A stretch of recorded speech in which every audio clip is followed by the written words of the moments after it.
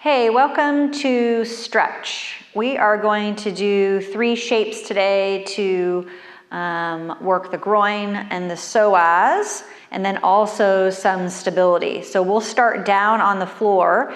If you notice that when you're on the floor that your head doesn't feel quite right, where the cervical spine kind of goes like this, you'll want a pillow for your head. The only other thing that you are going to need is maybe 2 pillows for support. And then that's really about it. And also a golf club if you have a golf club, just for stability, or if you are near a wall. So let's come down to the floor. And again, if you want something for your head, place it underneath your cervical spine. You're going to come all the way down to the floor. The soles of your feet are going to be on the mat. You'll want to lift up your chest so that you can plug those shoulder blades back into their pockets. And then we're going to bring the soles of our feet together, and your arms are going to come by your sides, palms up. Again, lift the chest up so that you can plug those shoulder blades back into the pockets. If you need support here, you can place blankets or pillows underneath the thighs, or simply hold up with your fingertips. Just when you do that, don't scrunch the shoulders toward the ears. So the groin and the psoas are 2 contributors to lower back pain if you don't have anything that is structurally compromising your spine.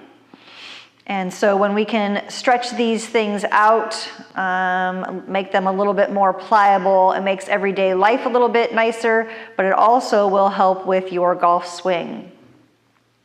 So we're just going to rest here for probably 1 more minute.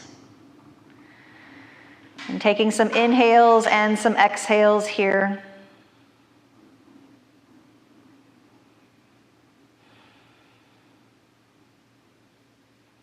You might notice that you don't necessarily need your hands holding on, but if you've not done this very much, it can be quite intense. So the intensity should not be more than a 7. So if you are not breathing, you're holding on to your breath, or you're gritting your teeth, or you're finding that you're wondering when we're going to come out of this, that means you've just gone a little bit too far, and more in this case is not better. So knees can come up a little bit, or you can add support. You can hold this stretch for as long as 4 minutes. It just depends on how much time you have and how much you want to lie here.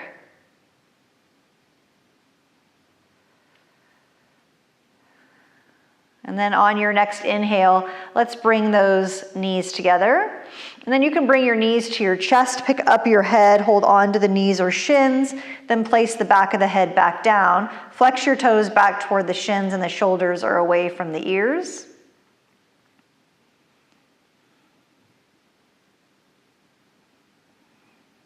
And then let's move the feet to the floor.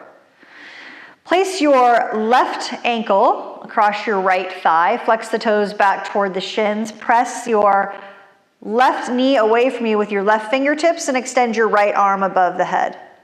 So your right thumb is on the ground.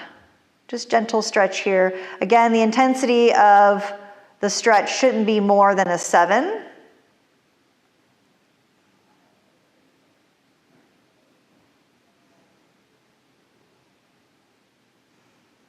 And we'll hold this stretch for another 30 seconds or so.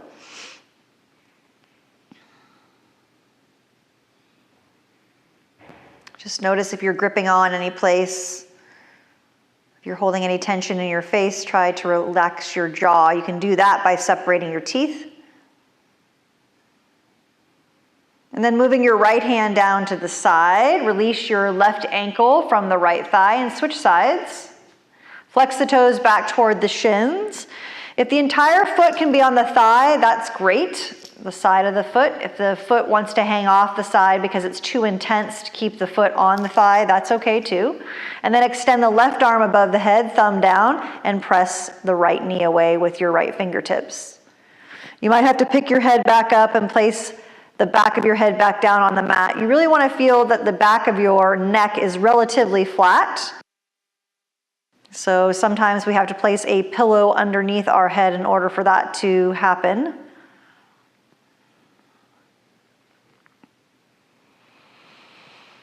And again, just some gentle breaths here.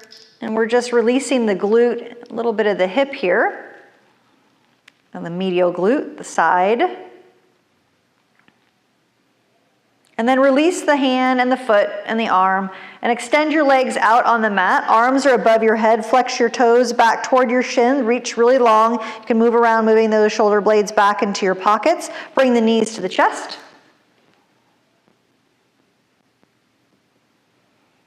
And then the soles of the feet to the mat. Roll onto your side and push yourself up. And we're going to come to our knees. If you need something for your knees, place a blanket underneath there. You can always get a garden pad. That's helpful too. Step your right foot forward. Curl the toes of your back foot, and then just start to heel toe your right foot forward a little bit, and then lunging into that right leg. Notice how my knee is not going past my ankle, my shin is not going past the ankle, and my right heel is on the ground. You want to feel like the center of your body is moving toward the floor. This is a nice psoas stretch down the left side, and you might feel it in the groin of your right. And also this is a little bit of balance here. So we'll hold here for another 10, 9, 8, 7, 6, 5, 4, 3, 2, 1. If the toe is curled under of your left foot, flatten it and see if you can come in just a little bit more. Again, trying to not let the right heel come off the ground. If you're doing that and then lunging forward, you've just done too much. And then you're going to shift back, place your hands down inside of that right foot, swing the right foot back, and bringing the left foot forward. Curl the toes, bring your belly button toward the spine for support, and then you're going to start sliding that left foot forward, lunging into that left leg. Keep the toes curled for now. Keep the left foot completely on the mat, shoulders are away from the ears, and allow that center to move toward the floor. Again, through the quad, through the psoas, you shouldn't have any more than a 7 on a scale of the intensity. So you don't want to do more than that. So make sure you continue to breathe here. If you need to, you can place your hand down. You can actually come a little bit more forward and toward the ground. Flatten your foot and continue to move the center down toward the floor. Stretching out the groin and the psoas of your right leg. So you'll notice that sometimes when the leg gets tight, your hip is going to want to start turning and the foot might start to turn. Try to keep the top of the foot on the mat. You can always put a brick or a couple of books underneath your right hand here to bring the ground up to you so the chest stays nice and tall. And then curl the foot. Place the hand down inside of the left foot and swing the legs back. And then we're going to come up to standing. So for this next exercise, you will need a golf stick or your golf club. Make sure when you're holding on to your golf club, for instance, that you're holding on to the head, not to the grip end. The grip end is for the floor so you don't slide. So a little bit of balance here. We're just going to come into a high lunge. Go ahead and step your left foot forward and your right foot back. And you can hold on to the stick in your left hand. Your right heel will be off the ground. If this feels too unstable, you can step it forward and place the foot down. You decide, and your lunge does not have to be wide. It can be whatever distance apart you want it to be. So move that right hip forward and that left hip back. And this might be it today, but if you want to give it a go, you can bring the stick up in front of you. And then the stick over your head, and then the stick down, and then rotate over the left leg, but you're going to still look forward. Arms are straight, belly buttons toward the spine, you're breathing and you're pressing your thumbs into the stick or to the golf club, and come back up to center. Place the stick down into your right hand, step into the left foot, and the right foot moves forward. We'll do the other side.